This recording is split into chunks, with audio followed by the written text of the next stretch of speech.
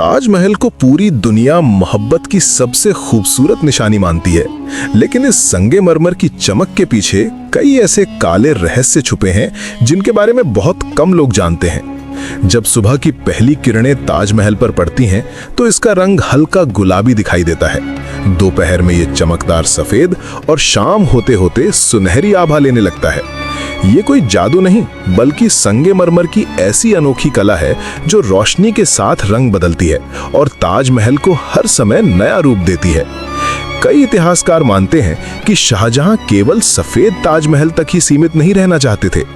कहा जाता है कि यमुना नदी के दूसरी ओर वे अपने लिए एक काला ताजमहल बनवाना चाहते थे, जो सफेद ताज के बिल्कुल सामने होता। लेकिन सत्ता छिन जाने और आर्थिक हालत कमजोर होने के कारण यह सपना कभी पूरा नहीं हो सका और आज ये कहानी एक रहस्य बनकर रह गई है। अगर आप ध्यान से देखें तो ताजमहल के चारों मीनार बिल्कुल सीधे नहीं हैं, बल्कि हल्के से बाहर की ओर झुके हुए हैं। ये कोई गलती नहीं थी, बल्कि भूकंप से सुरक्षा के लिए बनाई गई एक शानदार इंजीनियरिंग योजना थी, ताकि किसी आपदा में मीनार गिरे तो मुख्य मकबरे को नुकसान न पहुंचे। ताजमहल को बनाने में आज के सीमेंट का इस्तेमाल नहीं किया गया। इसके बजाय चूना, सुर्खी, दालें, गुड़ और अन्य प्राकृतिक चीजों से बना एक खास गारा इस्तेमाल हुआ, जिसने इस इमारत को सैकड़ों सालों तक मजबूत बनाए रखा। यही वजह है कि समय, बारिश और तूफानों के बावजूद ताजमहल आज भी मजबूती से खड़ा है। ताजमहल पर बने फूल और डिजाइन सिर्फ पेंटिंग नहीं है, ये कीमती पत्थरों को संगमरमर में जड़कर बनाई गई प्राचीनकारी कला का हिस्सा है।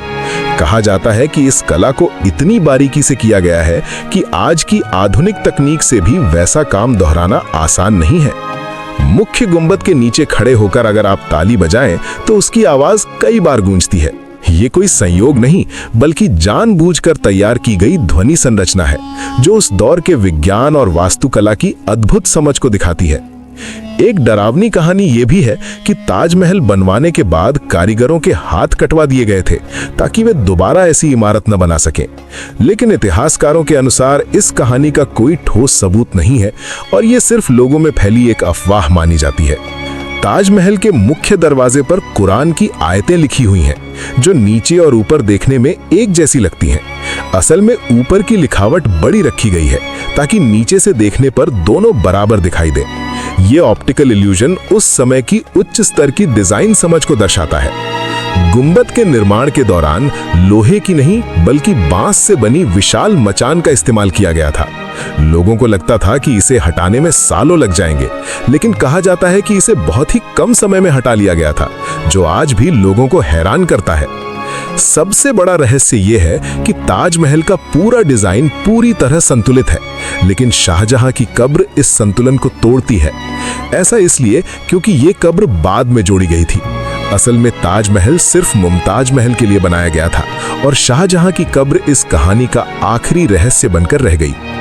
इसी वजह से ताजमहल सिर्फ प्यार की निशानी नहीं, बल्कि कला, विज्ञान और रहस्यों से भरी एक ऐसी इमारत है जो हर पीढ़ी को आज भी चुपचाप हैरान करती रहती है।